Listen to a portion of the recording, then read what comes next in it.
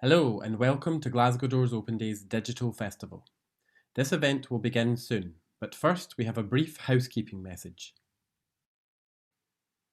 So that you can get the most out of this session, we'd like to point out a few features of Zoom. By clicking on the buttons at the bottom of the Zoom window, you will be able to access the chat room, and if you are in a webinar, you will also be able to make use of the Q&A function. The Q&A function is so that you can ask specific questions of the speaker, which they will be able to answer time allowing at the end of the session. Use the chat room to contribute more generally to the discussion or to share links and resources. When using these features, please mind your P's and Q's. Both will be monitored and recorded.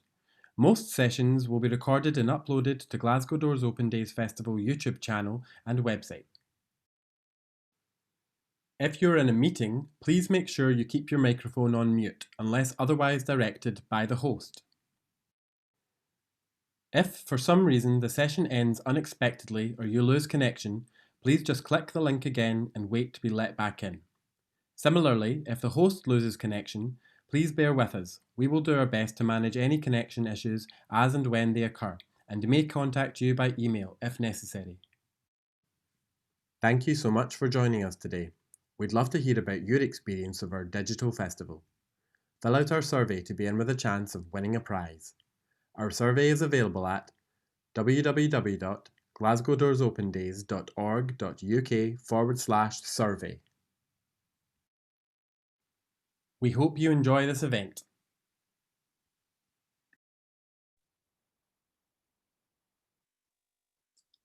Hello, good afternoon and welcome to this afternoon's seminar. I'm Andrew McConnell, I'm the Staff Director at Glasgow Building Preservation Trust, and I'm pleased to be your host for this afternoon's event. We've got a great lineup for you of colleagues across the heritage sector, but before I introduce them to you, here's a brief run through of the agenda and the items that we are hoping to discuss as part of today's conversation. Now, this might seem like a lot, and we're going to try our best not to get too bogged down in the detail of it, but I just want to emphasize at this point that we're here to answer your questions and give you whatever help and advice you might need as you face some of the issues and challenges in developing your project. We'll take your questions at the end of the session. So don't be shy about putting them into the Q&A box right from the start, even if one of your first questions is, when are you going to get a haircut, Andrew?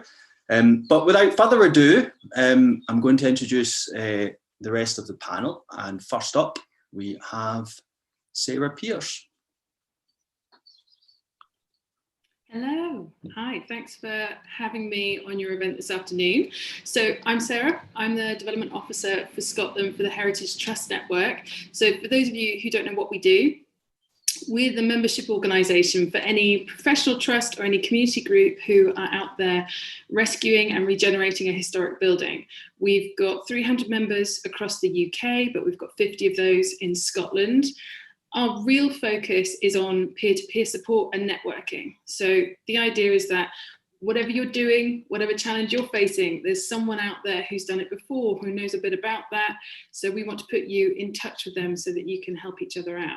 We do that through a whole range of events, training events, networking events. We have an annual conference every year, and we've got a really key asset, which is our digital toolkit. So we're here for the whole life of your project from the very, very beginning, the idea of, hey, we've got this old school, we want to do something with it, all the way through to it's up and running, we've now got staff, how do we manage our running costs? So we're here for the whole longevity, and that's the Heritage Trust Network. Thanks very much, Sarah. Next up, we have Jo Robertson.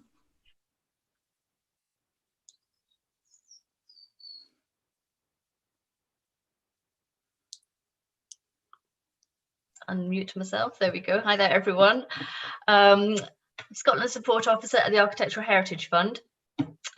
We work quite closely with Sarah, so kind of nice sort of tie across. We fund projects with grant funding primarily at the start of projects, but we also have loan finance. So like Sarah was talking about just then, we can kind of provide support at different stages throughout the sort of journey of the project, if you like.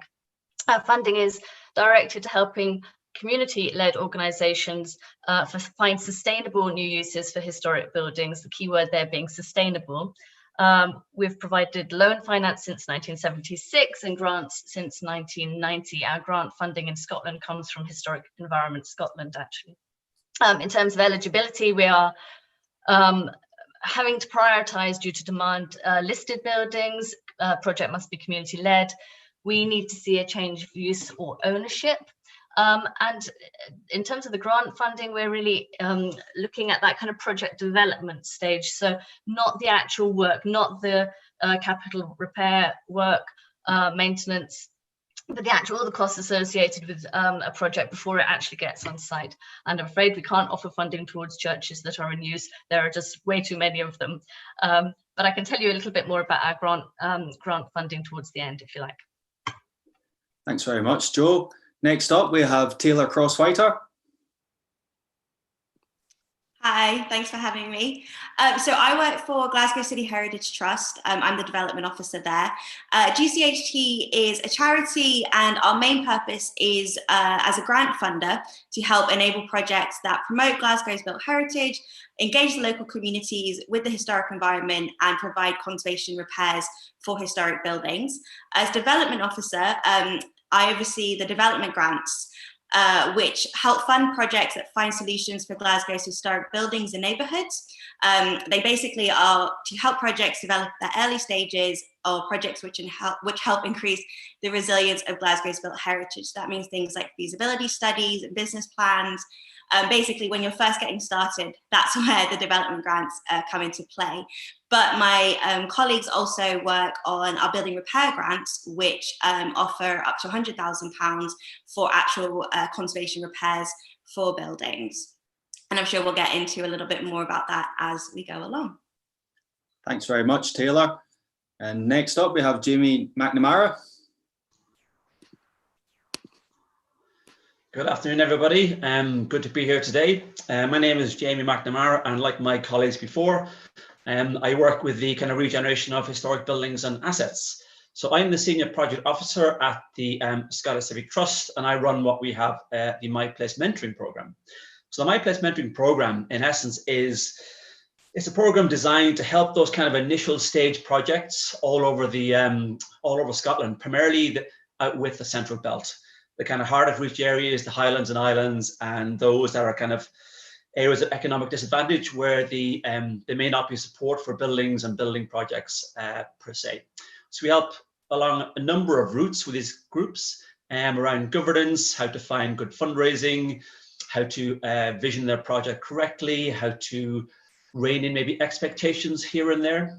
We also roadside them towards the likes of the AHF and towards the likes of the National Heritage Fund.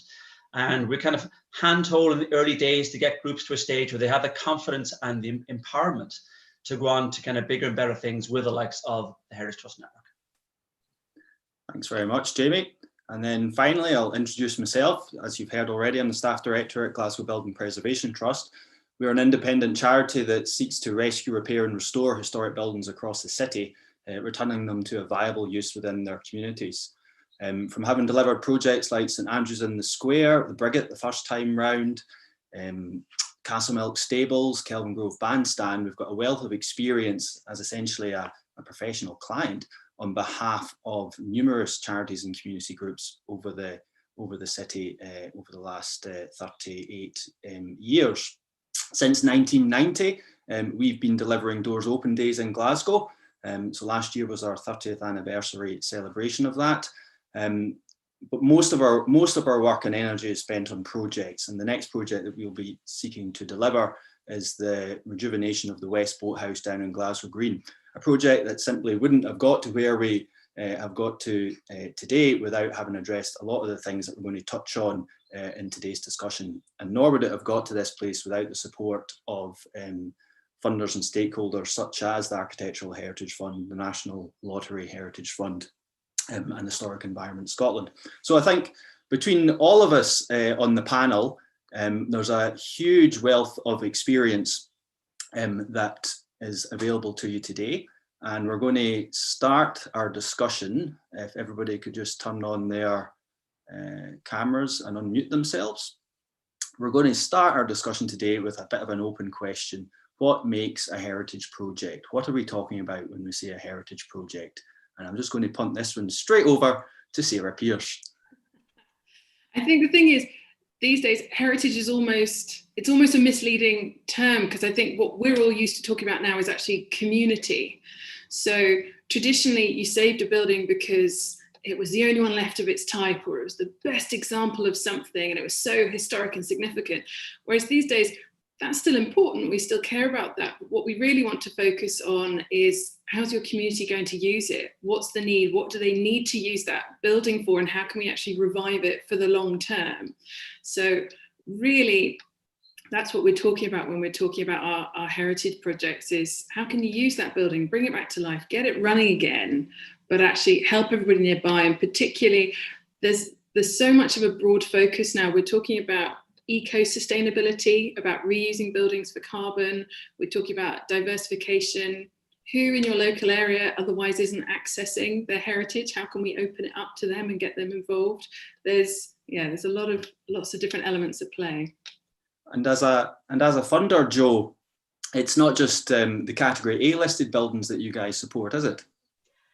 No, we fund listed buildings, A, B, C, and sometimes unlisted. We are having to prioritise listed buildings, I have to say, at the moment, just due to demand, so I'll put that out there. But we are interested to hear from groups who are still working with unlisted buildings, but still value that building for as a significant building for that community in that location. And I think that's the kind of key thing for us, is it's about understanding what is important about the building. In a way, listing the fact is listed is almost like a shortcut. There is something important here. Somebody has said it's important, but actually, local people may value that building for completely different reasons in a different way. We are looking for projects to be conservation led, and actually, what does that mean? Well, there's the kind of understanding what's important. Could be historical associations, what's happened there, could be something to do with how the technology of how the building was built, who it was designed by, or it could also just sort of be what that kind of wider meaning is for the local community, and also the actual sort of using the appropriate repair techniques during the project. And a good way to ensure that is to involve a conservation architect. Or somebody who has experience working with historic buildings. And Taylor, as a grant funder as well, you've probably got the widest array of grants available that help in the sort of early development, whether it's listed or otherwise, for these projects. Yeah, so with development grants, we do have to have a listed building or a building in a conservation area. However, we do also, and that's the same with building repair grants, but we do also have heritage grants, community engagement grants, and traditional skills grants. So oftentimes we will see that if a building, potentially if a project doesn't quite fall under the listed or conservation area requirements, then we could potentially work with another grant stream to potentially help fund the project as well. That's great. And Jamie, you must work with quite a few groups across the country where there perhaps isn't a focus on a listed building, but nonetheless you'll probably deal with quite a few communities that are seeking to take control of some of the assets and places within their community group areas. Yeah, absolutely. And I think it kind of goes back to what both Sarah and Joe said. It's try to define heritage, and heritage means so many different things to so many different people. I think we've shifted away from the fact that you think of heritage, you might think of a castle. I think those days are kind of in the rearview mirror right now. We have groups from down towards Lockerbie right up to the Highlands and across to Dundee and the Isle of Skye, etc. And they have We may have buildings, we may have areas, people want to uplift their town. And that could be anything from initially looking at public realms, street furniture, public toilets, hanging baskets, to a building, to cycleways, to that kind of thing. It's all about trying to build community spirit within an area. And a lot of it's quite emotive and quite pride driven, which is a very powerful thing when it comes to community groups as such. Yes, we'll deal with churches and readaptation of use. We've got a project in that scale over in Greenock. But again, I think the key for our group in terms of our approach to the My Place mentoring is to kind of look at a group and to find out what exactly they're trying to do with a building, an area, an asset, a visitor experience, that kind of thing. So we work with them trying to interpret what they believe heritage is. I think over the last sort of 38 years that GBPT has been delivering projects invariably with a heritage theme. Sometimes it's been fountains, sometimes it's been police boxes, not just buildings. A key part of that has been that change of ownership that Joe touched on earlier, and communities taking responsibility for some of these assets. It's been really interesting for us to see the development of the community asset transfer agenda over the last few years. And we've seen some cracking headlines and announcements in the last couple of days from the Community Land Fund, announcements from Applecross to Dumfries about some really interesting projects. But this isn't new.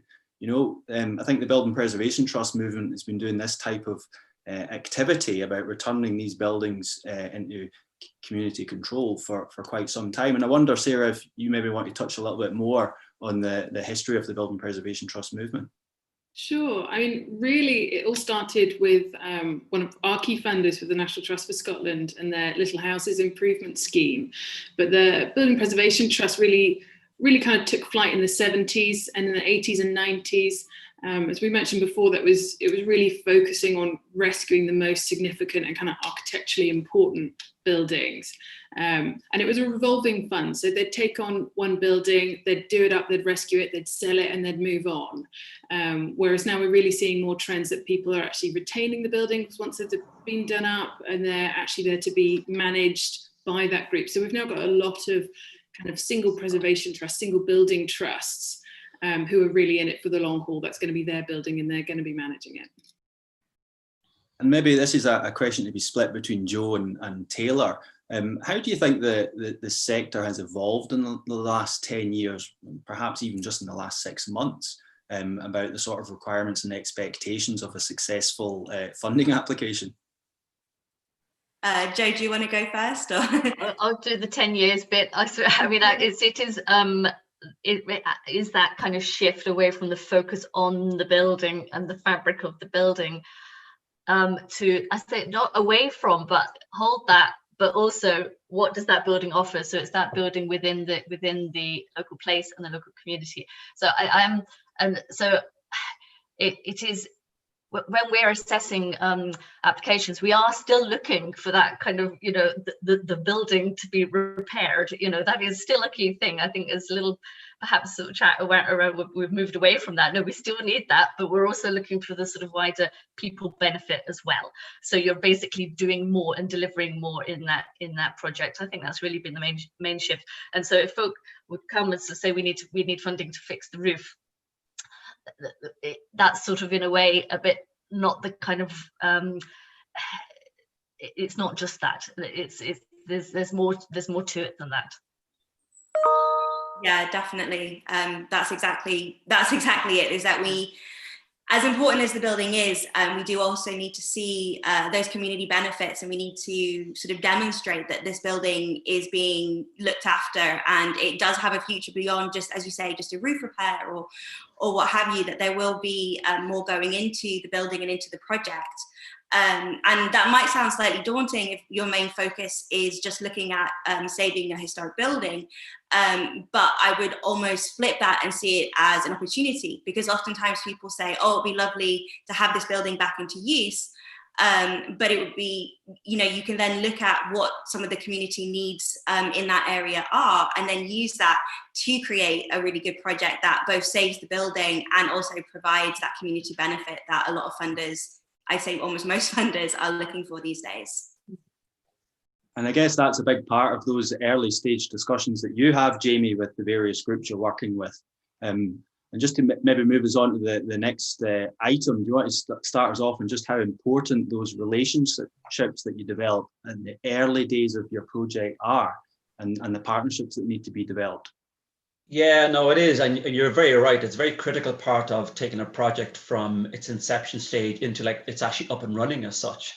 So that's why when I meet a group kind of in this instance, I really kind of, I sit back and I just listen to what they're trying to achieve in terms of like what their vision is. And, you know, some of them are quite focused on what they want to do in terms of a group. Some of them have like lots and lots and lots and lots of ideas, which are brilliant. But then for me, I'm just there to kind of to aid and to assist and to get them kind of all kind of rowing in the same direction, what they want from a project, to try to kind of look at hurdles and obstacles as challenges, you know what I mean, and small wins per se. So they may say, oh yeah, but the local authority or so and so, but like let's reframe that. Let's try to find out who the right person or department is that we can speak with. Let's go at this in a positive manner, a positive fashion, which has been, you know, it's been challenging during COVID-19. But we're still, you know, trying to kind of see everything as, you know, not kind of, oh, we can't do that because. How about we can do that because? So it's super important to talk to early stage funders, like we point a lot of our people towards the AHF, feasibility, building capacity, and it's about building momentum, small wins, small little fundraising issues, raising a couple £100 here and there, small engagements with communities. It's about trying to get the confidence instilled within that group. So then I can just take a gradual step back and back and back and back and back, and then say, Sarah, over to you. Well, we every project, or most projects that GWPT have delivered over the years, you know, there's been a partner organisation that we tend to be working on behalf of, and it can be daunting at times for those organisations when we explain the sort of responsibilities that we're expecting them to sign up to at the early stages. And we've had projects over the years where, you know, things have changed. You know, the needs and the requirements of those groups have evolved. The issues relating to the project perhaps make that end goal less viable than we'd all hope for, and that can be difficult. But I think, you know, any successful project needs to allow for that flexibility there. And the other factor, I suppose, that we are sometimes wary of with some of the projects that emerge is the sort of decision-making capacity and the sort of the initiative and the energy in each of these groups.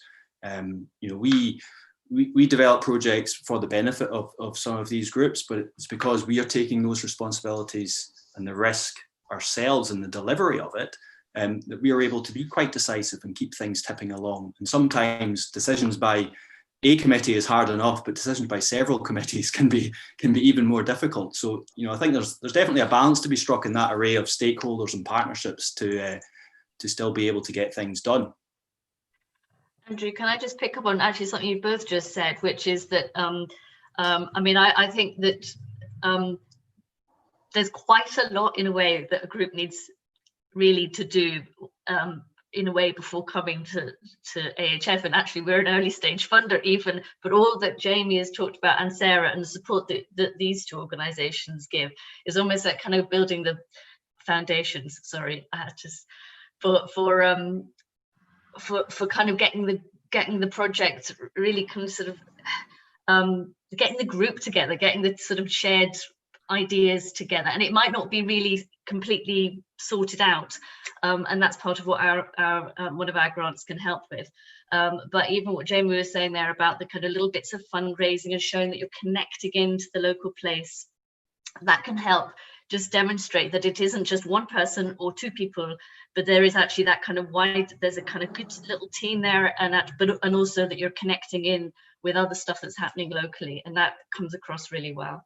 Yeah, just to add on what Joe just said there, sometimes it's good for, like, when I meet my groups to have that kind of an independent, impartial viewpoint as such, because a lot of groups and they've got the best intentions in the world and their project's going to be fantastic, which is great, and we need to encourage that enthusiasm. but sometimes there can be a little disconnect between what a group wants and what the community actually needs and requires, shall we say. So I'm there to kind of, as a facilitator, to kind of just to, to be the good cop and the bad cop sometimes, to just for the betterment of the group, because sometimes, people don't like, when you say no, but sometimes no can be a positive. It's no fun going down a road which is a dead end, when you might as well go down another road, which is slightly harder, but it might actually get some fruition. So it's about kind of having the expectation and the realism, and then, as I said, having an impartial viewpoint to just aid and abet that to happen. And I think particularly with community asset transfer, groups really need to be aware of the responsibility that they're taking on. It's a big project. These projects don't kind of tend to happen within 12 months. They tend to be, a minimum of 5 years, and you're in it for the long haul. And if you're taking ownership of a building and you've taken some public money for that building, then there's quite a lot of responsibility there. So it's really important to kind of do all your groundwork first and look around you. What other groups are already established in your community? What do they need? Maybe that they don't have facilities for. They might already be community centre, but actually they don't have space for this. Well, how could you work with them and provide that, and how can you build that basis? I mean, as Andrew was saying about flexibility, things change, and we certainly know that from the last 6 months. Projects that are in motion and maybe even on site that are actually saying, hang on a minute, let's maybe make this space more flexible. We've got groups where they have a temporary use, or they have a use signed up, and actually it's 10 years before the perfect end user comes along, but they manage to keep that building going in the meantime, which is great. That's sometimes how it works. And those early first steps, I suppose that neatly brings us on to feasibility studies and options appraisals, essentially testing the idea that groups and communities have. Now, both Taylor and Joe are funders of early stage studies. And I wonder if, Taylor, you maybe want to start with the sort of mix of things that you're looking for in these early stage studies. Yeah, I think sort of going off of what everyone's already said, oftentimes people really come in with a very static idea of what they think a project should look like, or what they kind of want a building to be put in use to, or they come in with this idea of, well, we want to repair the building, but they don't have much further input than that in terms of where the building's actually going to be going in the future. And I think with the options appraisal or a feasibility study, you are able to sort of test the waters, and also, as Sarah mentioned, look at what else is going on in your community and connect with other groups, and then look at what is actually going to be the most viable use. I mean, a good example that I know of here in Glasgow is the Govan Hill Bass project that if you're in Glasgow, you might be quite aware of. But we recently funded a feasibility study for the Steamy, which is part of the building. And when they first came to us with the idea for the feasibility study, the main idea was that it was going to be a multi-use art space. And that is still definitely going to be what part of the space is being used for. But they've also recently opened up a people's pantry in the space because it is in an area where there is a huge amount of food insecurity, and that was recognized as a need that the community had for this food pantry. And by also, opening up these other uses, you also open yourself up to other funding. So funding is always, it can be difficult if you're just going in with a heritage perspective or an arts perspective. It can limit the funding that you're looking at. But if you open it up to other options, there are potentially other funding avenues that you can pursue, which could actually end up really benefiting the project. Joe, is there anything that you'd like to add in some of the things you're looking for from a feasibility study? I mean, really, it's testing the options and seeing how the idea or ideas, sometimes there are multiple, will actually work in that space. So you're needing that sort of technical input. You're needing to understand about the condition of the building, but then also you've got, we may talk about this a bit later, but there is this business planning side as well. So it's kind of the idea, the building, the location, putting all these things together, and actually to figure out how all that is going to kind of work together. You're really needing the input of, you're needing your sort of technical input from your design team, architect, quantity surveyor, market research, business planners. Some of it you can do yourselves. Other bits, probably more the really technical work, you need to kind of buy in. And actually that's, I think, quite an important thing, is to know when you need, or kind of trying to figure out when you need to buy services in, and getting a good brief. And there are plenty of examples on this sort of thing, but actually knowing what to ask for is actually you know, I think sometimes groups coming to me and sort of saying, we have this building, we have this idea, now what do we need to, what do we do next, and usually at that point I divert up to Sarah HTN, who can give a bit more support. But it's and actually sort of figuring out what is it that we need to understand now to make this project go forward. What do we need to do? What's the next step to unlock it? And it's actually kind of, sometimes I think need to have a bit of help to kind of figure out what that next step is. Yeah, I really, really don't want to go down the rabbit hole of discussing procurement in this session. I don't think anybody does. But, you know, it's horses for courses, really, in that, you know, you light's gone a bit bad here. You know, you can do very quick procurement exercises for feasibility studies. It doesn't need to be the full go the whole hog. Some of the other things that get touched on, and we have to explain this quite a lot to groups that we're working with, is that it's not about jumping straight in with a conservation accredited lead design team to start preparing the plans. You know, it's about all the other complex issues relating to your project. So it's about evidencing the need that you've identified for that use. You know, it's understanding what the current ownership structure is, particularly where funders might only support where there's a dynamic change to that current structure, you know, a transfer of ownership or a significant transfer of responsibility through a long lease. What's the significance of the building? How strong is your business plan? That's probably the most important part for the end user organization, and being able to demonstrate their viability. What outcomes are you looking to achieve? Are the costs feasible? You know, there's so many other things that get sort of set aside at the early stages, which actually need to be addressed. They don't need to be resolved, but I think a good feasibility study needs to illustrate a direction of travel that this project is going to evolve down. Doesn't need to resolve it all, but have a credible pathway ahead, and you do need to address most of these topics. Is that something that you found as well, Jamie? Yes, I do apologize for my little visitor jumping up on the table a couple of times.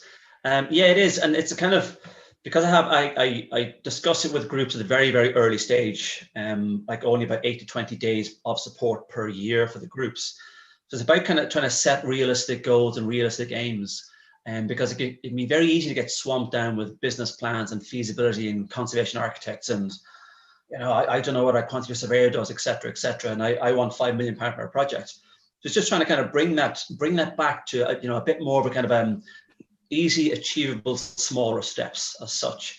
You may need to go that big step down the line, but first of all, let's kind of look at the project and kind of plan this project vision out over the next 6 to 12 months.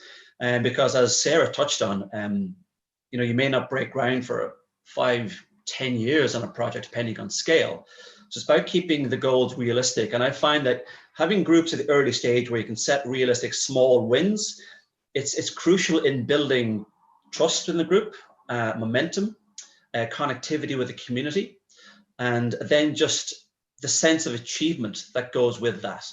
I think if you're going to meet a group early stages and, you know, the proposal is to raise £5 million for a building refurbishment, my response would be, well, this is not really where you should be right now, in the nicest possible way, obviously, but you're trying to get groups, and it's funneling that initial motivation, that initial energy into those smaller wins, which then will have a domino effect onto bigger wins. And can I just quickly add on top of that, I think a lot of times people are often quite hesitant to mention the potential hurdles that could be faced further down the line, or, you know, that they might be looking at, and, you know, they want to present everything as in this very sort of happy light, and I would actually almost discourage that, because I think you want to be able to demonstrate that you have done a pretty good risk assessment of the project and that you are aware of potential problems that could come up. I mean, obviously, very few people predicted what's going on right now, the COVID pandemic, but there are other things that could come up. Potentially you lose a funder, or you have issues with insurance. There's quite a few things that could potentially come up, and that's where having a good feasibility study or working with a good project partner to begin with to kind of understand some of those risks. As Sarah said, there are risks that you're going to be taking on. And, even in the application stage, the amount of applications that I sometimes see where people say, if GCHT doesn't fund this won't go ahead. And I think people say that because they want to impart how important the project is. But for me, that's such a huge red flag, because it's like, well, then what if something happens and you want to be able to demonstrate your resilience in a project. You don't need your passion for the project typically comes through no matter what you do in the application. Yeah, just a quick one there as well, Taylor. Part of the My Place mentoring is because it's so early doors. It is about forging those relationships, not just with the community, but potential stakeholders and local authorities, community councils, introductions to the likes of Sarah, introductions to the likes of the AHF. Kind of at those kind of very early stages, we're almost trying to predict what's coming, shall we say? And it's sometimes some people have a preconception of a relationship, and it's my job to kind of try to twist it around a little bit. Yeah. Talk to others who've done it before. Every element that you've all just noted, someone's done that, and they've maybe done it on a really similar building to yours as well. If you're working on a mill, there's another group who've just done that on a mill, or they've got a business plan, and quite often they're willing to show it to you to kind of say, actually, we found out, we put that in, didn't happen at all. That wasn't relevant in the slightest. It's there's help and support out there. Is there anything, Joe, that you'd maybe want to add in what, as a funder, you're looking for to understand and evidence the need? Yeah. That was the word I was about to use. I was saying, because all of this groundwork that we've been talking about, then I'm looking forward to see in terms of the evidence that comes along with your application. And so we actually do look for quite a lot of supporting information, and sometimes you sort of think this is so much information that we're asking of people, but actually it's all about just kind of getting everything in order, getting really organized, thinking about the appropriate governance structure, thinking about the skills of the trustees or members of your group if you're not yet constituted, and doing your sort of needs analysis, which you could do yourselves, or you could do get someone to do for you, and all of that. I'm sort of really looking for this sort of evidence. Is sort of sometimes the focusers say, yeah, well, we've had discussions with, I'm kind of going, well, I need a little bit more than that. How definite is that? How definite is that relationship? It is a bit painting a scenario, painting a picture, but at the point of application, you're sort of saying, right, I've spoken to all these people. You might put letters of support in, that kind of thing, so that it's more than speaking in general terms. I'm kind of looking for a bit more detail than that. She says, with her kind of, I've put my glasses down my nose like headmistress kind of, but it is a bit of that scrutiny role, because actually that we play in assessing, because then actually that can mean if a project's not quite ready, then it can kind of go back a bit. Yeah, exactly. I think that's important. It can seem quite a lot that we're asking for in these, especially with a development grant, which is fairly early stages. It can seem like a lot of information that we're asking for, but the reason that we ask it is because if you aren't able to provide it, it indicates to us that the project just might not be ready to go ahead. And that doesn't mean that the project won't happen. It just means that it maybe you need to take a step back again, and that's really where people like Sarah and Jamie are really, really invaluable for helping and getting you to that stage where you are a little bit more prepared and understanding why it is that we're asking for what we are in an application as well.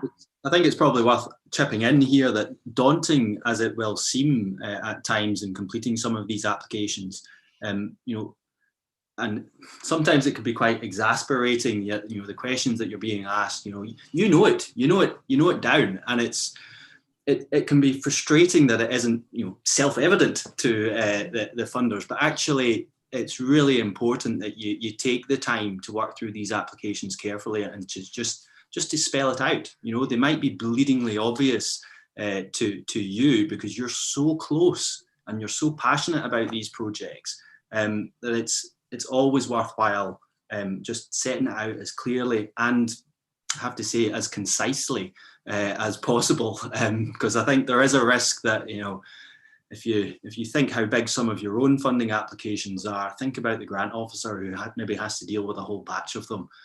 You know, so getting to the point is a pretty critical thing. And maybe Taylor and Joe would agree that, you know, bullet points do have their place. Completely. Yeah.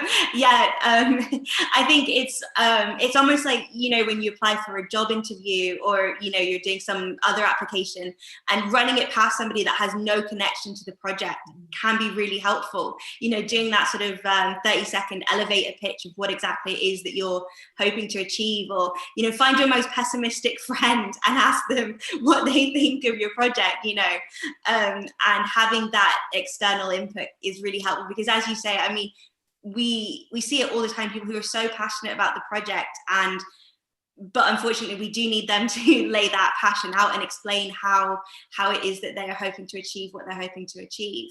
Yeah, we'll probably cover it later on when we talk about funding, but do you ever get the impression, Taylor and Joe, that some of your applicants haven't read your guidance notes at all?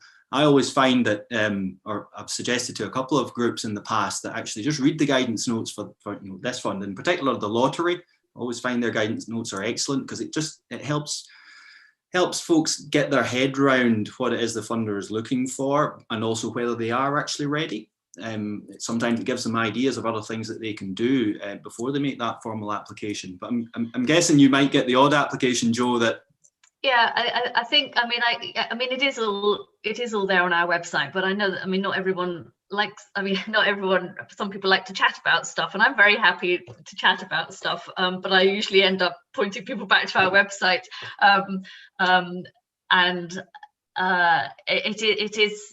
it is all there. Actually, we have got a project viability template as well, which actually sets out sort of things to think about. It's almost like a checklist, but things to think about, information that you need to really get together at the sort of viability stage, at our sort of viability stage. But yeah, no, it is a good idea to read the guidance. It really does help. Definitely. And I think also, I mean, because I'm well aware that, you know, we live in a world of jargon, right? You know, sometimes you can read something a million times and it just it doesn't quite click. I had that happen to myself all the time. But the best thing you can then do is then ask, at least in my experience, is ask the grant officer or ask your contact at the organization what exactly it is that what this means, because, you know, I mean, our application, for example, it asks for outcomes and indicators and things like that, and I understand that might not be something that you're used to providing, but as soon as I talk to grantees or potential applicants about it, it usually hopefully then clicks. So, and I know that some organizations are, and they just get so many applications that they can't talk to every single applicant, but at least with GCHT, like, please do come talk to me, even just drop me an email. It will, in the long run, really benefit your application and the project in general, to understand what it is that we're asking for and the evidence that we're looking for. And it is very lovely, I'll just add, if I know that I've had a conversation with someone and we've had a really great discussion about things that they kind of need to do, and then I get a draft application, we like to see a draft first before the actual, and I can see that they've done it, and that's wonderful. Yeah, exactly. I'm going to move the discussion on a wee bit now onto our next subject, which is ownership of buildings and governance as well. So I suppose it's the governance of your project, but also the governance of your organisation. And that does have a huge impact on the type of funding that you can seek from time to time or from project to project. I wonder, Jamie, if you maybe want to start us off on this one about how important the governance issues are. Yes, governance is critical, I think, at the very kind of start of a project. I know when the word governance, I think it has kind of legal connotations, and people get a little bit like, you know, oh, what will I do? What form's got to fill in? But governance, in its most basic form, is just getting a group together, you know, with a shared vision that will complement a project. And in terms of, like, you know, when we take on a group in the My Place mentoring, as part of the kind of the onboarding process, we have an intake survey. So basically, we're surveying the groups about their skill sets amongst all participants of that kind of group. So like, what are your strengths and what are your weaknesses? Are you good at financing? Are you good at budgeting? Are you good at, social media usage? Are you good at community engagement? Have you spoken to the likes of Sarah and the likes of Joe and, Taylor here in Glasgow? Have you spoken to these organizations? So we find out this whole body of work, and then we find out where their weaknesses lay. And so that then brings us on to the next step. But there's no point in somebody in a group trying to do 10 tasks poorly if they can do one task really, really well. So that brings up the topic then of maybe getting new volunteers onto a group to try and find that skill set that they are requiring. And that's a great way then to really focus the governance of that particular group, that people are in the right boxes. They're doing what they're doing and they're doing that well, as opposed to try to spread themselves too thinly. And then we also discussed the likes of setting up as a charitable organization and the benefits of then opening up funding streams for that, and how that works in a very kind of light touch approach, because we don't want to, in terms of the mentoring program, it's I think lighter works best, to guide people through the process. Like, not like you must do this, you should do that, whatever it is. It's highlighting the benefits of becoming a charitable trust, highlighting the benefits of joining the likes of the Heritage Trust Network, or engaging, very early with the likes of the Architectural Heritage Fund as well. So as a governance perspective, it's more about getting people sitting in the right seat with the right hats on, and hopefully with the right vision. And a little kind of task they do is ask people to write down in 3 lines what their project is about separately, and then bring it all together, and you can get quite varying answers, which is quite telling about a project. And it's not meant to be like, oh look, trying to pick people out. It's trying to get people, well, actually, I thought the project was this. Actually, no, the project is actually that. So trying to get them all together. So once you get that nailed down, then you kind of, that in itself is a huge achievement in terms of governance. Joe and Taylor, do you have any specific requirements on your organisations who are applying as to how they are structured? For example, do you fund limited companies? Not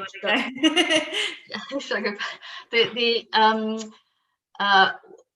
applicants do need to be not for private profit. So and we have two sort of stages of grant. So our first stage of grant, our first type of grant, groups can be unincorporated associations. Straight into the jargon, very bad. Basically, can be a group of people with a constitution, but not a set up as a company or a Scottish charitable incorporated organisation. So for that stage, it's okay. But by the time we're looking for a project sort of to be moving forward, building to be acquired or long lease, we're needing to see that limited liability in place to protect the people, to protect the people involved.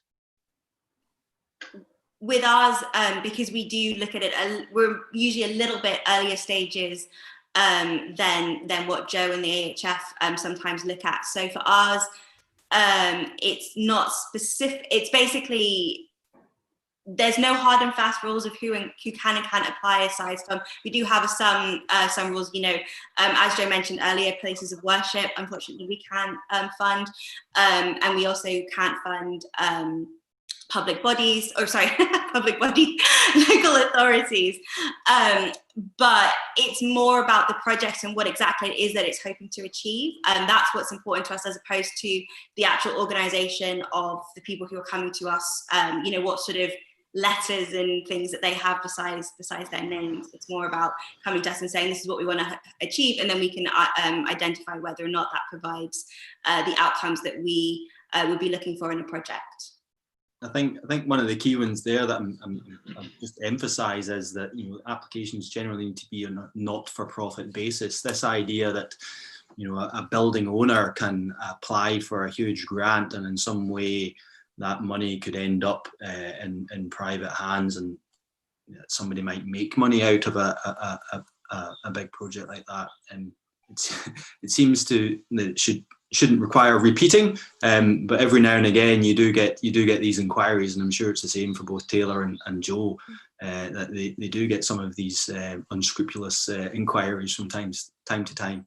Yeah, and so with development grants, it's not so much an issue, but with our building repair grants, we do have a requirement of multiple owners. Like, so for example, for a tenement, we would need multiple owners to come to us to talk about the repairs that they would be looking for on their tenement. So yeah, unfortunately, we don't tend to fund private owners with those larger building repair projects. But yeah, it is, as you say, it's about demonstrating that we have a very limited fund of money. We all do at the moment. Funding is very limited, and it's about demonstrating that you can do the most good for the most amount of people. And on the sort of project governance or project structures around ownership, I think Joe's already indicated that they tend to only support projects where there's a significant change. We tend to operate where there has to be a significant change of either use or ownership, but it doesn't always need to be outright ownership, which I know some funders do require. But in some cases, a long lease satisfies the requirements of a group that they can take responsibility for that building and its repairs and still enable them to do what they want to do. But I think increasingly we're probably also seeing a lot of meanwhile uses. I wonder who wants to maybe talk a wee bit more about meanwhile uses and being able to deliver on the need that has been identified without actually taking the full commitment of delivering a project. Is that one for you, Sarah? Yeah, I think meanwhile uses is something that we're talking more and more about in the sector, as it can just be a really good way to go forwards. It can be a really positive thing. You don't necessarily, you and your kind of committee of volunteers don't necessarily need to take on the full ownership of a building. Quite often, one of the biggest kind of contributors to decline in a structure is just the fact that nobody's in it, nobody's using it. So if it's in good condition, or maybe you could get some small grants from somebody like Historic Environment Scotland towards making it safe to use. I know the Scottish Historic Buildings Trust, who have Riddles Court up on the Royal Mile in Edinburgh. The building was owned by the local authority, but before they took it on, they actually moved into the building, ran it for a few years. They kept patching up the roof and just keeping it going. But just having the heating on and the lighting on and coming and going and using the building, A, it's fantastic for the structure, and B, it gives you a really good idea of what you can do in that building, what the issues are, what, maybe how things might operate different to what you'd thought previously. And it just buys you time and gets you used to it. It is a big responsibility taking ownership, so it's good to kind of take your time thinking about it. I know we've got a group who I spoke to recently who said, the building's owned by the local authority and it's run by Historic Environment Scotland. They'd love to take it, they'd love to give it to us, but actually we don't want it because we know that our group cannot handle that responsibility. We're not set up for it. We won't have the succession planning for it. We're all of a certain age perhaps. So really want to think about it carefully, but meanwhile uses can be fantastic, particularly with kind of cultural events and festivals and things. I know in Glasgow and in Edinburgh, as well as places all over Scotland, you can have actually maybe a pop-up event in the building and just check it out. And you never know, from that opportunity, there might be someone else, a business, who would actually love to take it on. They might have their own financing. I think it really opens up more opportunities.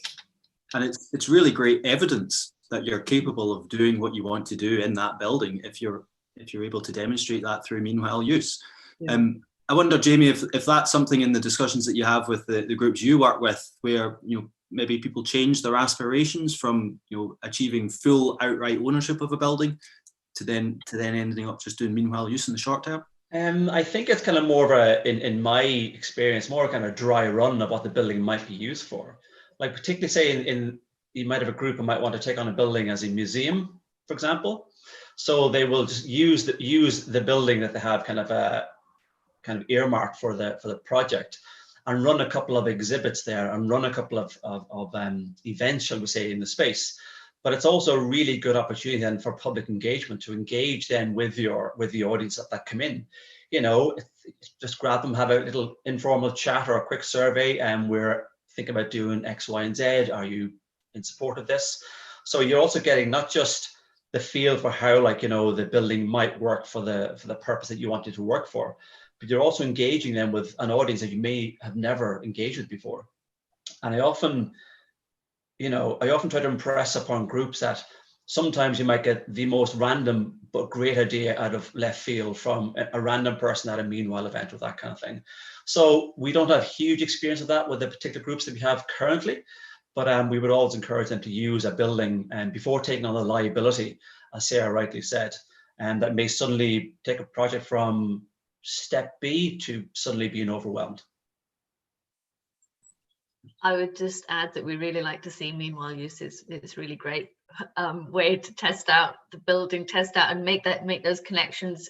It shows to local people that actually something's kind of happening or there's somebody interested. The only thing is sometimes they can get too successful and then you sort of almost forget that there is still a project there to do. You've got water pouring through the roof and that. So but generally speaking, and especially now in current pandemic situation, with things more uncertain, and actually, you know, is that business plan going to work, stack up? Do we need to actually just kind of let's think a little bit more flexibly? And so, you know, testing the building with different potential user groups, that sort of thing is good. It's kind of taking little steps as opposed to committing to one definite thing. Thanks, Joe. I'll maybe move the discussion on again. I'm anxious about our time. We did say this would be an hour, but I think we can all stay for a wee bit longer. Folks watching, don't be shy about putting questions in through the chat function or the Q&A box. I see we've got a couple already. But let's move on to funding and viability. If we'll maybe start with funding first. You know, maybe the last 6 months will have changed things, but I think from our point of view, we've seen in many cases or many projects, the mix of funding and match funding. You're less reliant, I think, on projects, more recent projects, for one funder leading the way, and there's more of a spread. And the days where you might get a funder that's, you know, contributing 75% of the total costs are less likely, I think. I wonder, Sarah, is this something that you've discussed much with your members? Yeah, I mean, I think obviously at the moment things are very different. We're just not quite sure what the next year or so is going to bring. The great thing is, particularly with the Architectural Heritage Fund and your early stage grants, those are still there and those are still open. So that's really helpful that people still have that support to investigate a project. Certainly in recent years, I know I've seen one example of different building preservation trust projects, and it's one trust looking back at their kind of last 10-year project, and every single one is completely different. You know, on a pie chart, sometimes you might get a major local donor who wants to support that project, and that's fantastic, or the local authority's really on board with that one, or it's a point where the National Lottery were able to really give support. But I think these days the mix is really important, and we've got things like community shares are out there. Community Shares Scotland are a really supportive team. They're really worth chatting to. Crowdfunding is an option, as well as the kind of the key funders. Local fundraising events, as Jamie says, are really good. It may be small amounts of money, but it gets people on board. And I think there's the new Heritage Funding Directory, which is supported by Architectural Heritage Fund and pulled together with the Heritage Alliance, which is a really good online resource there of different support that's available. But I think really looking at a mix is the key. And as Jamie said before, keeping an eye on expectations. You know, sometimes you find you've got a structure and you could use that and you could carry out a project, or maybe it's been suggested that you add on this extra wing, which might cost an extra 2 million, but it's going to be fantastic. And you just have to think, hang on a minute, let's maybe start with what we've got, see if it's sustainable and it works first. So aim for achievable goals. But yeah, there's different funding pots out there. The smaller trusts are also really worth approaching, local trusts, and maybe they're focused on education. I think, as we mentioned before as well, different priorities. So if most of our projects are going to be environmentally sustainable, maybe you've also got some green spaces that you're working with and some community projects that are helping mental health. You know, that's a really, really strong side of a lot of our projects, or cycle paths and sustrans might be able to help. There's a real mix out there and it's worth bringing them together, I think. Thanks, Sarah.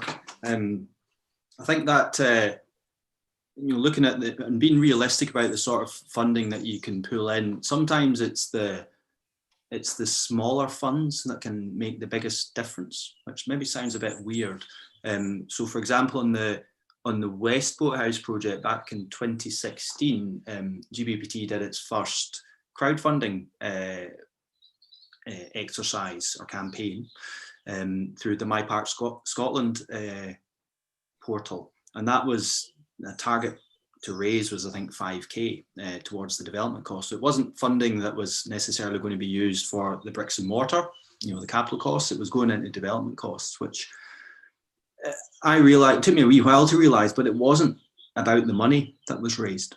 It was about the campaign of awareness of the project, and it was the value of the sort of pledges and support that were then evidenced from the nearly 200 people that donated was just fantastic, and it gave a real boost of confidence to that project to help it secure some other funding, and no doubt that was used as evidence of that wider support. So sometimes the smaller amounts can help unlock and make all the difference to some of the bigger applications. Usually also easier to get. If you're going for really big amounts of money, then you really need to prove and follow up and show your outcomes and report back and evaluate everything, which is really worthwhile doing. But if you've got a smaller local trust, sometimes they just want to come along to an event at the end or come chat to you halfway through and see the building, and that's great. You can have your £5,000. Yeah, and it's also a really, really powerful tool to build local connections as well. Yeah, absolutely. Sorry, I'm getting a wee bit distracted with this chat function here. I've tried to put everybody's contact details into it, and I think I might have messed it up. Never mind, we'll sort that out. Still just staying on funding, I think there's definitely a move away from a reliance on grant funding into more financing options and sort of social loans, community shares we've talked about. Is that something that, Joe, you maybe want to talk a wee bit more about? I think that's one of the products that the Architectural Heritage Fund offer. That's what we started out with, actually, and to support building preservation trust projects back in the 70s, starting out with providing loan finance, and we still provide loan finance alongside our grants, and I mean, typically that can be used at any point in a project, can help towards acquisition costs, can help with sort of cash flow issues, or if you've got suddenly you had a fully funded project and thanks to, I don't know, social distancing rules on building sites, everything is going to take twice as long, and now we've suddenly got £200,000 worth of extra cost all of a sudden.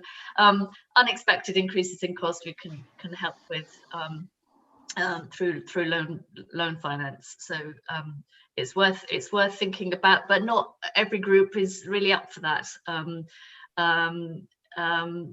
But it's definitely there as an option. And I think as a funding package, yeah.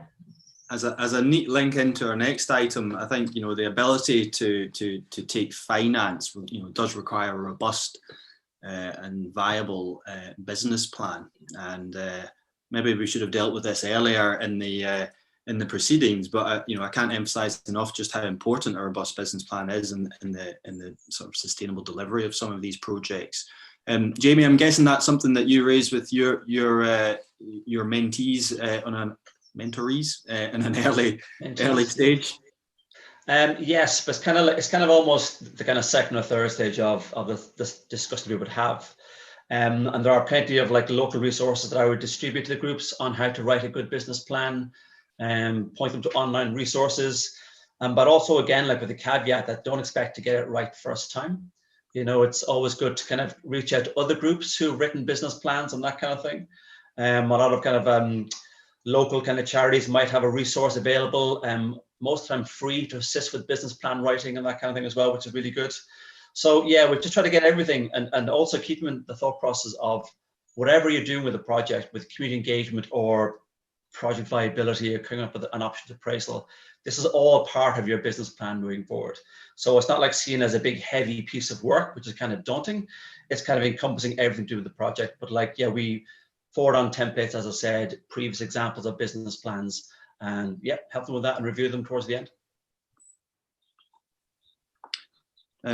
Taylor, is there anything that you'd maybe want to add on that? The nature of the projects that you fund, how detailed do you think the business planning you can reasonably expect at that early stage to be?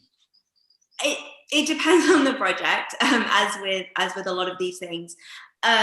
We would be, again, it's kind of what I said earlier, where with the business plan, it's looking at the potential, what you would hope to achieve, and then some of the things that could potentially go wrong. So for example, say that you want to put a community cafe in a building. 6 months ago, I would have said that that's a great option for a business plan, that could really work. Now, obviously, things have changed. And as you can predict that. But it's being able to say, okay, so what if you wanted to fund the whole thing using a community cafe, but then unfortunately you just didn't get the footfall that you needed? What are your fallbacks? What are your other options? What are you looking at? And I think kind of building off of what Jamie said, and then also what Sarah said a little while ago. I mean, I know this can seem quite daunting, business plan. It sounds very, it's very intense. But I can almost guarantee you, as Sarah said, someone else has done this, and someone else has been through this process before. And it's looking at those case studies and looking at what they've done and what they've suggested and sort of the ways that they've worked to resource their project best. People who are doing these projects, people in the heritage sector as well, we do this usually because of a love of heritage. We don't do it for the money.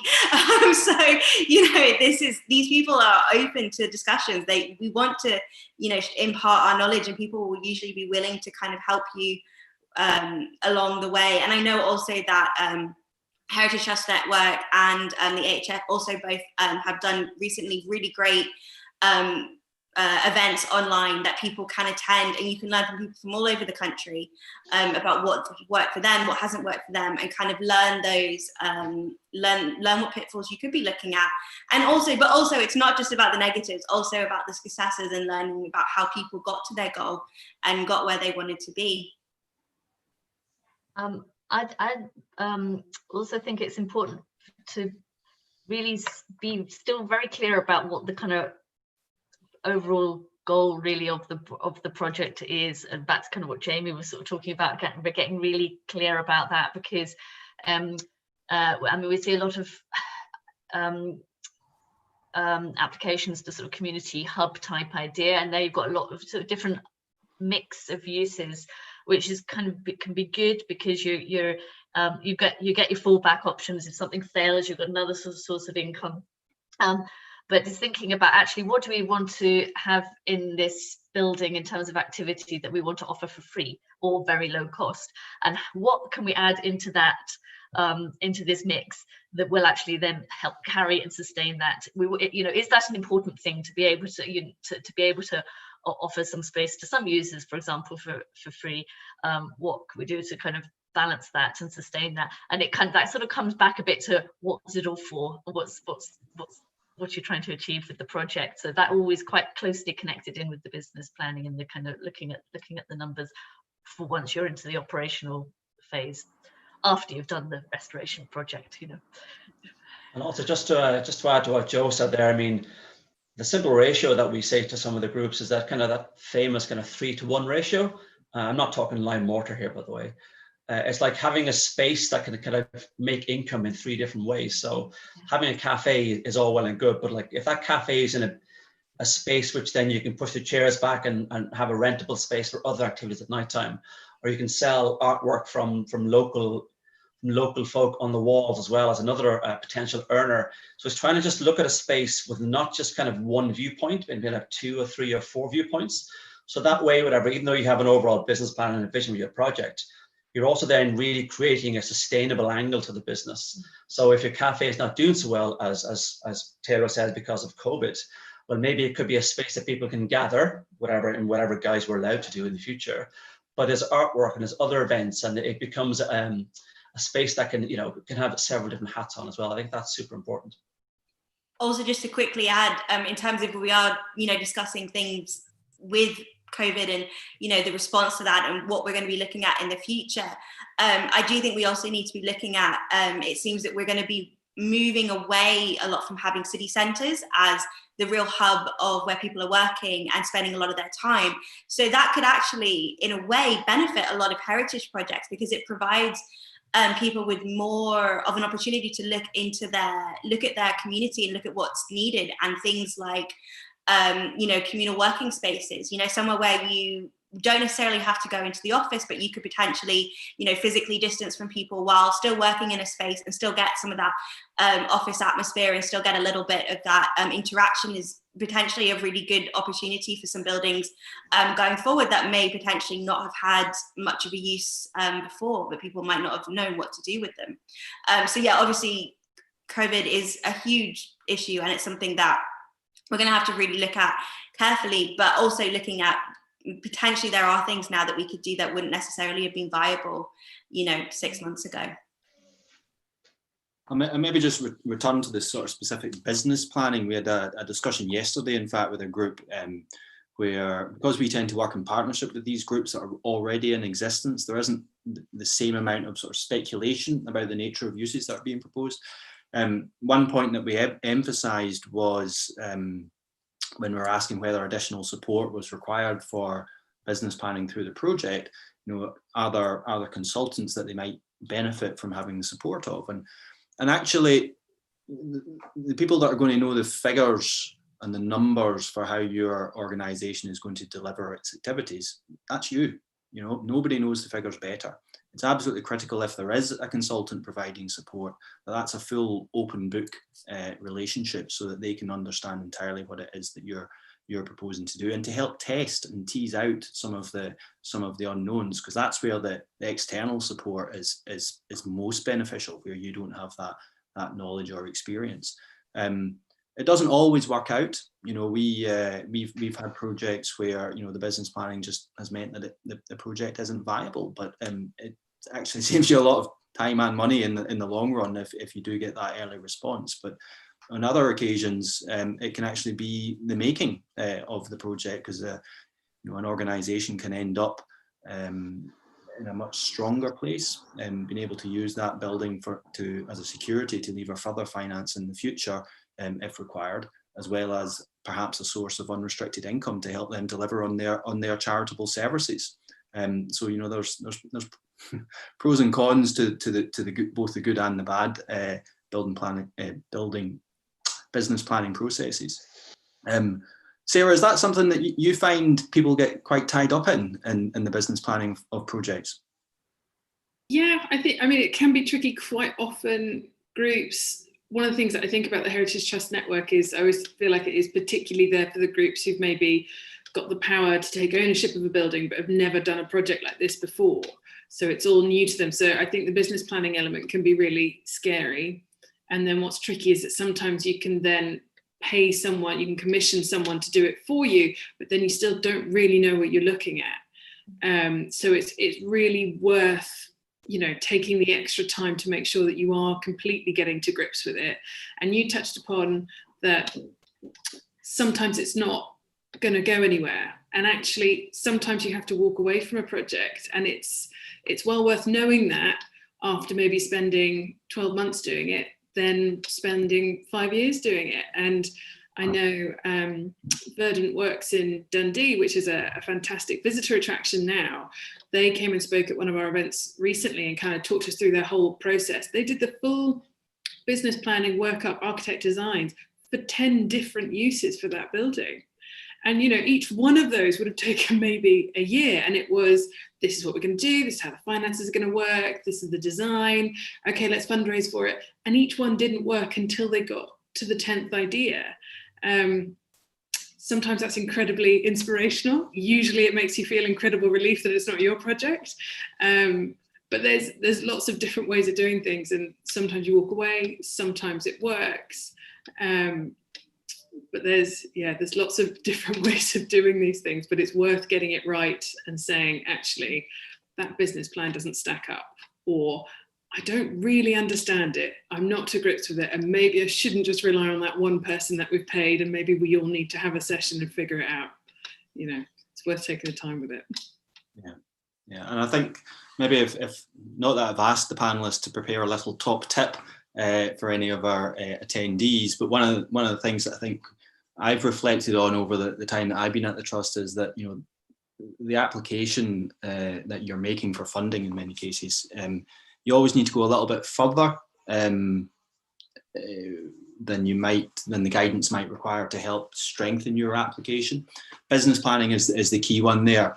So we've gone in with applications for feasibility studies where we've had to actually set out an outline business case for a very early stage, because it's absolutely critical, actually. If there isn't that viable path right at the first step, it needs to be a little bit more than, you know, just taking ownership of the building for the sake of it.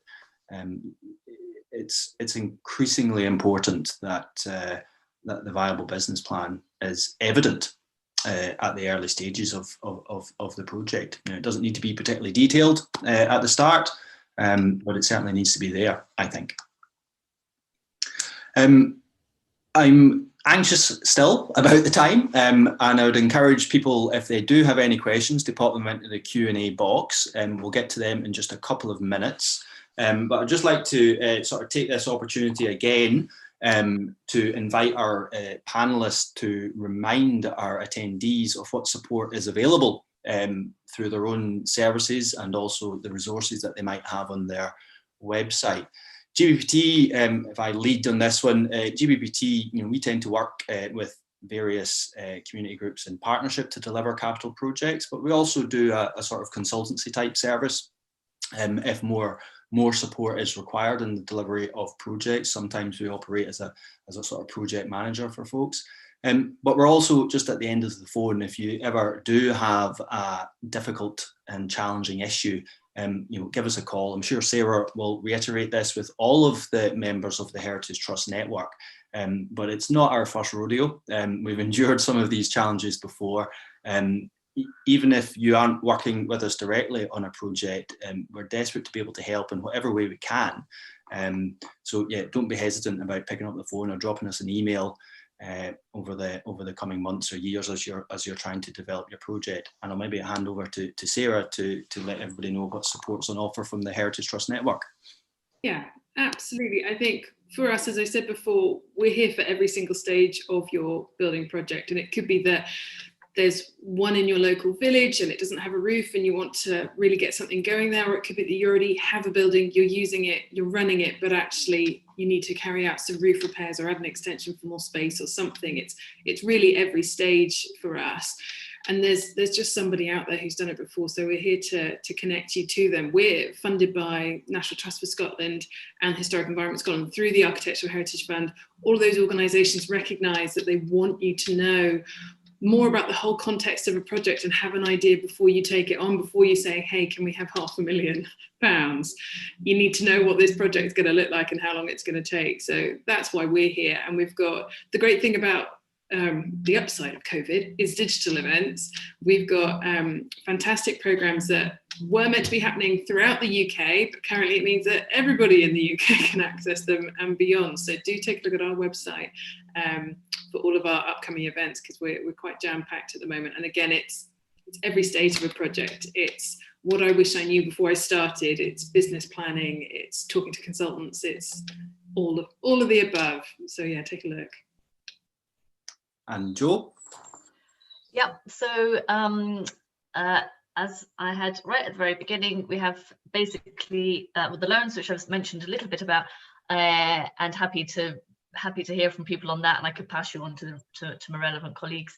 And then two types of grant, essentially, a project viability grant and a project development grant. The project viability grant is up to £10,000 now, and we now, fairly recent change, don't require any match funding. Sorry, so that's another bit of jargon there, but any other funding alongside that, although it's always good to see that there's another funder that's interested and involved, or you've done some local fundraising.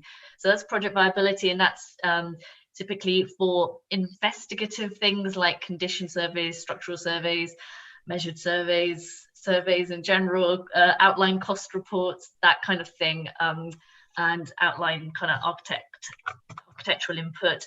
And then there's a kind of a little bit of a point where you kind of go, right, do we want to do, how's this looking? Do we want to carry on with this? And if the answer is yes, then it's that we have some project development funding, which is actually in total up to 40,000, although we I don't think I've ever given out that much in one go. But you can come back to us for it sort of in tranches if that's sort of more appropriate and manageable, which it would be. And that is for typically your design team fees to get you through planning, get your building warrants and stuff, all the costs ready before you get that spade in the ground. Thanks, Jo. Taylor? So GCHT, we are primarily a grant funder. So we do have 5 different grant programs that cover a range of different grant funding that we give out. I run the development grants, which are designed to sort of help develop projects, and a lot of times it is those, we cover those consultant costs, things, so feasibility studies, business plans, things like that. We then also, in terms of buildings, offer our building repair grants, which has a much bigger fund of money to draw from. The development grants, I should add, we can fund up to £10,000. That was recently changed. On our website, it does still say 5,000, but I got it changed to 10,000. So we have a little bit more money that you could apply for. And then we also have community engagement grants, heritage grants, and traditional skills grants. If you are interested in learning more about our grant program specifically here in Glasgow, we do have an event coming up next Thursday evening, which will be looking primarily at community engagement and heritage grant funding, but it's completely free. Do please come along to that. And then later on in the year, we are going to be having some more covering our other grant programs. So sign up for our mailing list, or just follow us on social media if you're interested in hearing about those events, or just drop us an email. Always happy to talk through a project. That was a shameless plug there, Taylor. And Jamie? No plugging on mine, but yeah, so the Scottish Civic Trust for the My Place Mentoring Programme, it's free, by the way. I forgot to mention at the start, it's a free offer that we're giving. So roughly between 8 and 20 days per year. That will slightly change because of COVID. So we work with groups kind of out with the Central Belt. So the more remote you are, the better. Please get in touch via our website. We can cover things from the early stages, like what we've all gone over during this talk. We can discuss governance and how it best works for the group, project visioning in terms of where you're going, how to engage with the community, how to broker relationships with relevant stakeholders, be them local authorities, be them the likes of all the folks here at HTN and the AHF. We can help with design briefs and business plans. And again, just trying to get people focused in terms of skill sets in the group and what's not there and what is there. And the kind of the contract that we enter into with the MPM groups, the My Place Mentoring groups, that is written by the groups. And I help them identify where they need help, so then we can best utilize my time, be that physically, which the groups love, but unfortunately that is no longer viable thus far, and now remotely. So we can work with that, and we're quite flexible on the phone, emails, Zoom, Teams, and all those other platforms. That's what we do. Okay, thanks, Jamie. Let's move on to some of the questions that we've got. We've got a few in the chat page that I'll just pick up on now. I think we've maybe already answered this one from Neil Murphy, actually, from Glasgow City Heritage Trust, highlighting some of the other projects as case studies of folks that have been through some of the challenges that we've described. And Taylor, of course, has already mentioned Govan Hill Baths. But an interesting one from Neil, it's important to build constructive relationship with council officers and councillors. Neil describes that as being key to the development of projects, as particularly if you're looking at a community asset transfer from a local authority. Sometimes these folks can be seen as gatekeepers, and you'd like to think can also offer lots of helpful advice and pointers. So on that one, just how critical, just to return to our sort of agenda item earlier, how critical are those relationships within the local authority? Who maybe wants to take that one up? I'm quickly. Yeah, it's vital, and I understand that sometimes there are concerns over getting the right person within local authorities, getting the right sort of people on board with the project, but there have been quite a number of projects that I've seen where people just haven't been able to build those partnerships with either the local authority or also private landlords as well is another one. You know, a lot of times people think they see a vacant building and they think, oh, well, obviously no one's looking after it, no one's taking care of it. Of course I can take it on, but it often does tend to be a little bit more complicated than that. And I think that just goes back to, again, what we were talking earlier about, you know, having a good business plan. And even if you don't have a set business plan of we will do X, Y, and Z exactly on these dates and in these years, being able to demonstrate that you understand the project and being able to demonstrate that you actually know where you're going with it is really, really helpful. Again, with working with people like Jamie and Sarah to understand what it is that you're trying to do, and then you can present that, because otherwise you could run the risk of trying to bring people on board who have no idea who you are and maybe have no confidence in what it is that you're hoping to achieve. And just having that before you even begin those conversations is really important. Also, don't be afraid of approaching the local authority. I know sometimes it can be intimidating to approach those bigger bodies, Historic Environment Scotland, local authorities, but they are there to help. This is the role that they play in the process. So definitely don't discount them, bring them on board as soon as you can, and don't antagonize them as well if possible. And by that I mean, you know, don't create a situation where you're making their lives, they're not able to perform their roles if you're creating difficulties for them, if that makes sense. Taylor, I think you're talking to me here specifically, aren't you? I couldn't say, but obviously you can speak to it quite well, dealing with the local authority. I mean, one of the advantages of being such a long-standing building preservation trust is that, you know, we work so closely with Glasgow City Council, and actually there are numerous officers in there that we've had to build a relationship with over the years. And right now, actually, we're getting a lot of really positive cooperation from them, and they're being super attentive, particularly when that this is happening, particularly in these times when there's so much disruption, is fantastic. And that's when, you know, those relationships come to the fore. Don't get me wrong, every now and again it can be frustrating at the pace of some decision making that might be required, but they are absolutely critical. And to be honest, there aren't many projects that we've delivered over the years that would have been possible either without the financial support of the local authority, or actually just, you know, the activities and the services that they provide at officer level. So it's so important to build a positive, strong relationship at an early stage. Often about the people. I think always one thing to remember about the local authorities, people can change quite often. So actually sometimes you think, do you know what, we tried them previously. Well, actually it was 4 years ago. So there might be someone different in the department who's really interested. So, you know, go back. Also priorities can change as well, you know, different plans for areas, or, you know, different outcomes that people are looking for.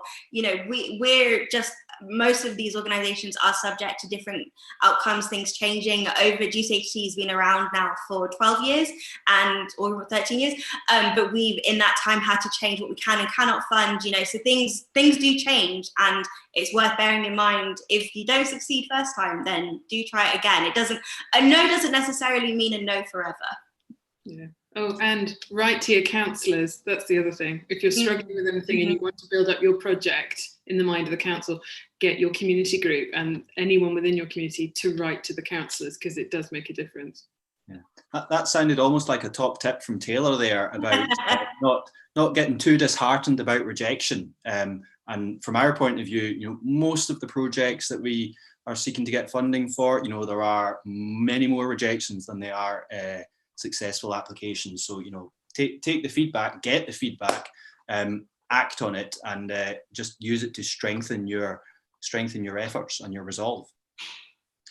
Okay, we've got a couple more questions here. One from Elaine. Are public bodies doing enough to ensure that community organisations have the capacity and that community uses are feasible before they transfer the assets? Now, who wants to answer that one? Well, I think when we talk about public bodies, I mean, National Trust for Scotland and Historic Environment Scotland, through the Architectural Heritage Fund, both put funding into Heritage Trust networks. So I would say that's probably them trying to do their best to support community groups who are taking on assets. I mean, also you've got organisations like Development Trust Association Scotland, who are well funded by the government, who can also be incredibly helpful and supportive. They've got a lot of resources there for any other kind of community project that isn't heritage. Everything else, DTAS, they support really well. Yeah. I think this is really about testing and evidencing the viability of the business planning, really, isn't it? You know, it's because the local authorities don't want to transfer an asset to an organisation only for it to that project to fall apart 5-10 years down the line. So it's about that robustness. And I suppose the question here is really, are they checking enough? Are they rigorous enough in their checking? It's a project by project basis. I would be, it's not a project that we've been involved in directly, but I think if the local authority had, they probably did discourage Govan Hill Baths from time to time about taking ownership of the building. But there's an organisation that has been so resilient and so tough, just keep going at it to prove them wrong. So it's a difficult one to answer, Elaine.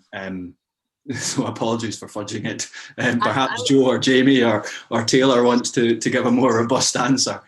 I would just add that I think it's quite a variable picture, actually. That's what I see kind of a bit sort of on the receiving end of seeing how projects are going. And actually, I think, it's in terms of asset transfer, it's not been around that long, but the amount of projects, most of the projects that we're funding are going through some kind of asset transfer, and varying approaches, whether it's actual outright transfer of ownership or long leases or so on. And so I think it's a variable picture. Yeah, and just to add to that, whatever, I think we can all agree, patience is called for when it comes to this, and realism, but also it's super important. I know it's been said before, but trying to build up those relationships before getting into an asset transfer situation, and to really think about it as the wants and needs and desires of the project.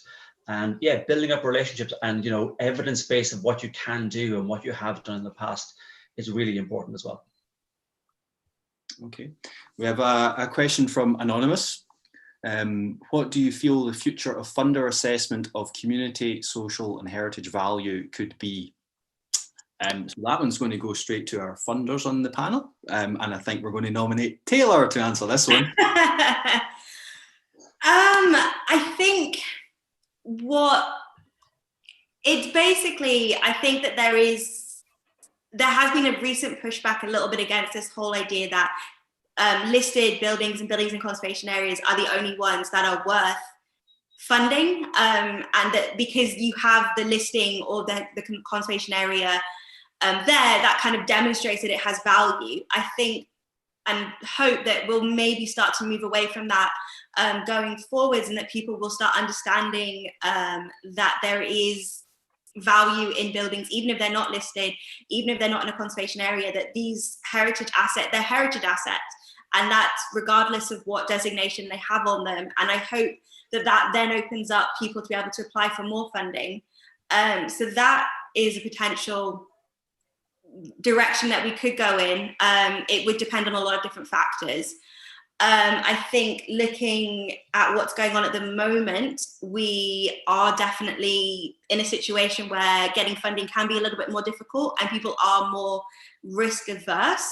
So I think as a funder, what we need to be doing is giving people the confidence to still continue on with these projects. Just because COVID is happening now, we're not sure what the future is going to hold. That doesn't mean that these buildings are going to starting to decay. A year can make a real difference in a vacant building's lifetime. So as a funder, I really want to encourage people to still have the confidence to apply for funding and take on these projects, and know that there is the support out there for them to do so. I hope that answers the question.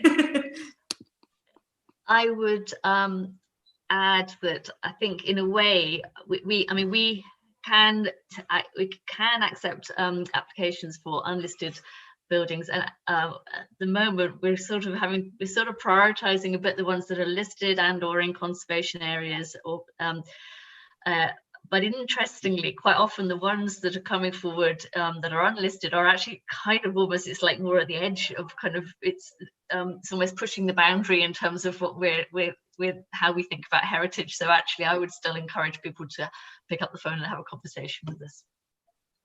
Okay, thanks, Jo.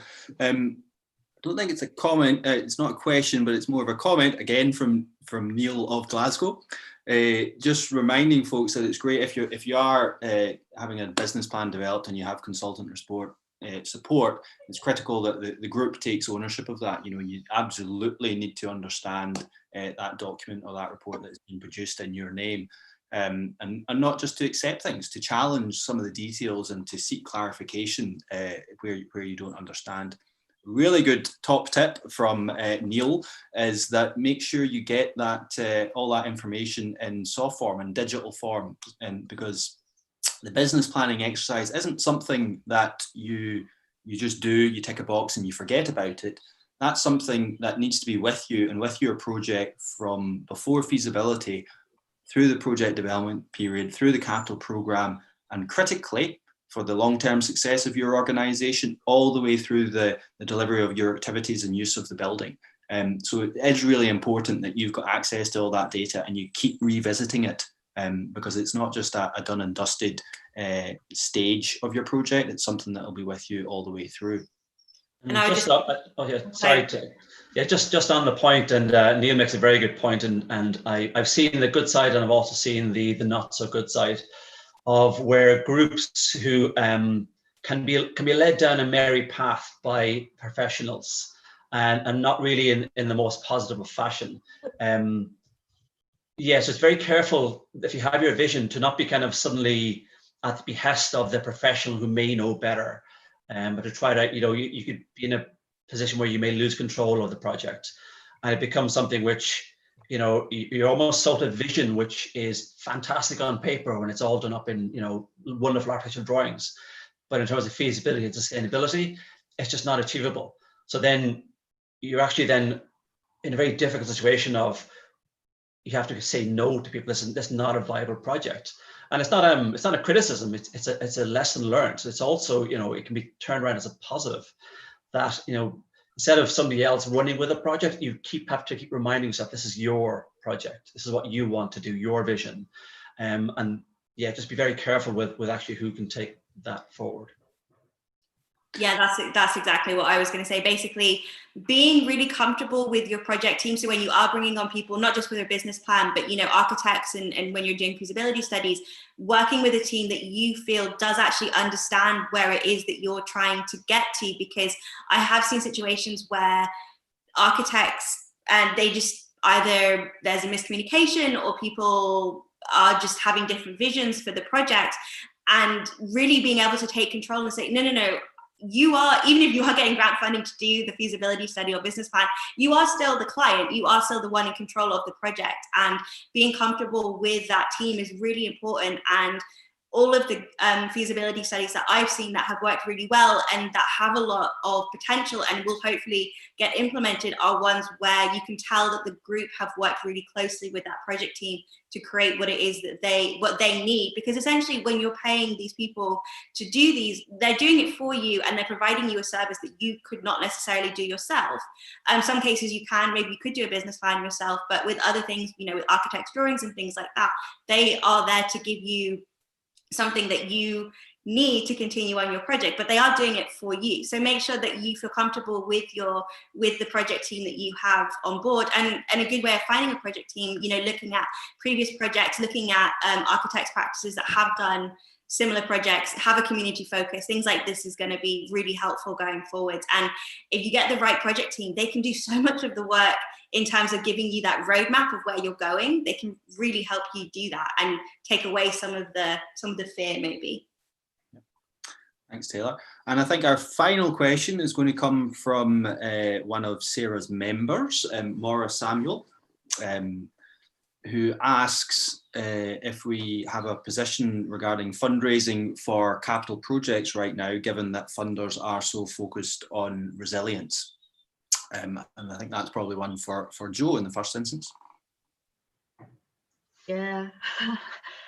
I don't know if I have the answer yet, actually. I mean, I'm kind of thinking, I suppose we've talked a wee bit about it already, but like, you know, phasing, breaking project down, we're really in an uncertain landscape. We've talked a bit about meanwhile uses, which are really good for sort of testing the water and so on. We've talked a bit about, you know, multiple funders and how to kind of sort of package your kind of phase your work to kind of, and also the point around being able to tap into different sources of funding if you're, you know, if you've got kind of arts aspect to your project and a cycling aspect or another, you know, these are different sort of types of funding, rather than just think Historic Environment Scotland, National Lottery Heritage Fund. It's kind of thinking about the breadth and the range of activities or users that you would be looking to provide space for. But yeah, it's maybe ask the same question in 3 or 4 months' time. I don't know if we'd have an answer then. But yeah, I would say breaking it down into smaller chunks if possible. Yeah, I mean, our funding program is still going as normal. It's obviously projects which look at responses to COVID are very welcome, but we are still funding as normal. So our focus isn't necessarily on resilience funding for COVID projects. So we're still open, but obviously there is a limited, and it is Glasgow based, our funding. So if you are watching from outside of Glasgow, unfortunately, other funders would be what you're needing to look at.